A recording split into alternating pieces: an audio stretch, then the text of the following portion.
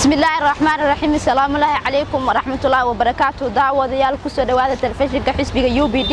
halkani waa wadada Sodonka ee magaalada Muqdisho markaas aan eegi doona aragtida dadweynaha ku dhaqan magaalada Muqdisho isla markaasna sida ay u arkaan xayiraad lagu soo rogay magaalada Kismaayo ee Jubbaland iyo xayiraadii Sheekh Shariif Sheekh Axmed isla markaas safarkiisa uga baaqday caleemisaarkii madaxweynaha Jubbaland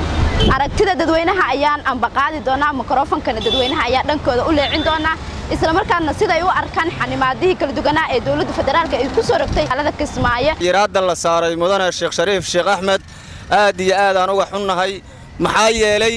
in wadankaanu oo doorasho keeno oo la isku bedelo ninkii keena Sheekh Shariif oo ahay farmaajo Abdullaahi farmaajo asagoo boorso sita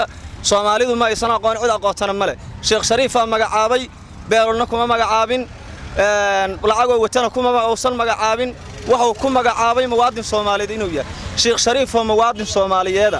oo maantay nabadan hananayo mas'uul ka ah ilaahay baa mas'uul ka ah oo asagu oo noo horseeday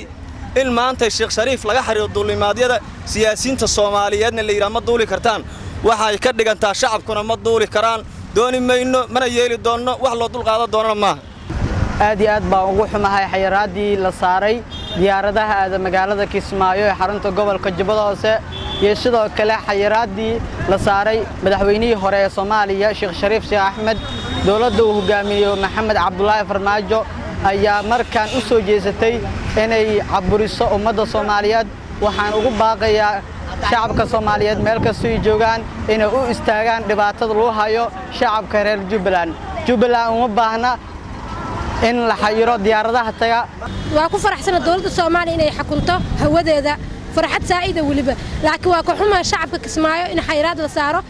iyo madaxweynihii hore ee ku meel gaarka ee Sheekh Shariif halkani waa telefishinka xisbiga UBD waxaan codbaahiyahan dhex keenay dadweynaha Soomaaliyeed si ay uga dhiibtaan aragtidooda ku aadan sida ay u arkaan xanibaadii dulimaad ee la saaray magaalada Kismaayo ee dawladda Soomaaliya ay saartay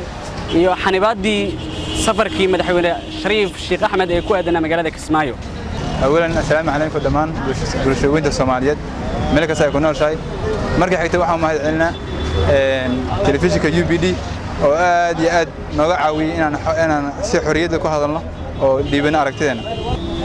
مركز وحنا لي مركز دولة آد أي فالكاسي ووفر ضاطي كوف شيءنا بالآن غلط وأقولي كرا وحن سيد ترى أو ما فكر كيجا وصل شيءنا إنه كبي حسه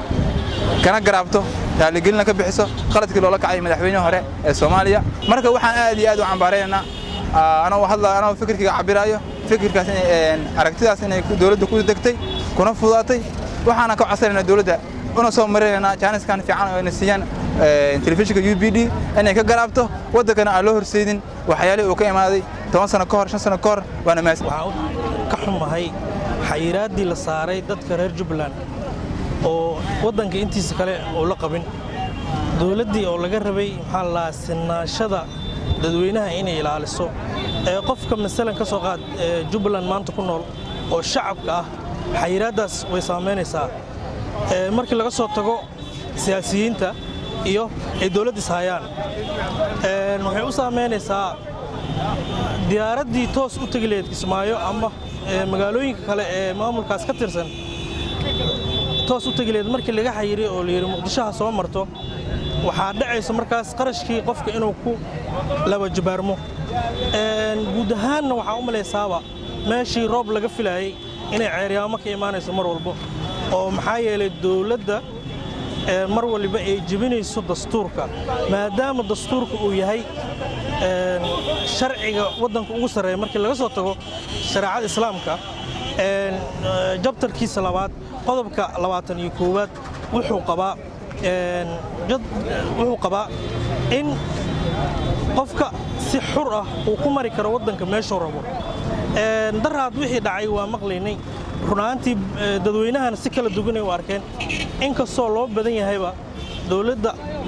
habka ay ula dhaqantay siyaasiyiinta waayii dambe bismillaahir rahmaanir rahiim ugu horreyn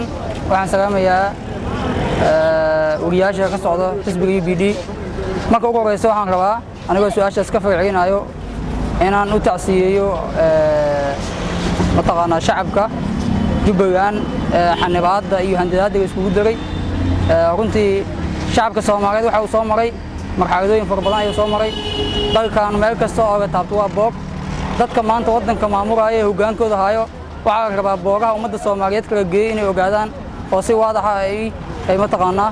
ay ugu cadaato arrinta ay sameeyeen dowladda federaalka Soomaaliya waa arrin mid ku ah dastuurka jamhuuriyadda federaalka Soomaaliya ummadda Soomaaliyeed waxay ku heshiisay dastuurkaas waxa uu dhigayaa qodobkiisa 21 qof walba oo muwaadin ah ee ku nool dalka jamhuuriyadda federaalka Soomaaliya waxa uu xaq u leeyahay inuu u duuri karo degi karo meel kasta oo kamid ah dalka jamhuuriyadda waa xuquuq dastuuri ah oo qof walba oo muwaadin ah ee Soomaaliyeed uu leeyahay marka haddii ay dhacday madaxweynayaashii waddanka soo maray Soomaaliya ka samatay bixiyay xaaladda emergency-ga heeday in ixtiraami waayo waa dareemi kartaa shacabka caadiga oo reedka meesha ay uga jiraan waxaan u jeednaa in dowladnimadii Soomaaliyeed iyo dastuurka jamhuuriyadda federaalka Soomaaliya ugu tuntay marka wax sharci ah oo dhowrayo dowladdan ay dhowrayso haba yaraatee anagana uma muuqato marka waxaan leenahay shacabka reer Jubbaland waa shacab Soomaaliyeed waxay leeyihiin xuquuq iyo waajibaad waxay la mid yihiin shacabka Puntland waxa ay sameysteen doorashooyin xor ah ay sameysteen oo iyaga is abaabuleen Jubbaland saasoo kale waxay xaq u leeyihiin iyagana inay sameystaan doorashooyin iyagu ay maamushaan sidaas darteed haddii ay dhacdo marka in shacabkiga duumiyo xanibo mataqaanaa gargaarkii loo diido ay dhacdo shacabka Jubbaland waxa kaliya u yahay waxay tahay in iska dul qaadaan gumaysigaas ugu hayo in iska dul qaadaan oo ay ka dhiidiyaan doorkaas ayaa u bannaan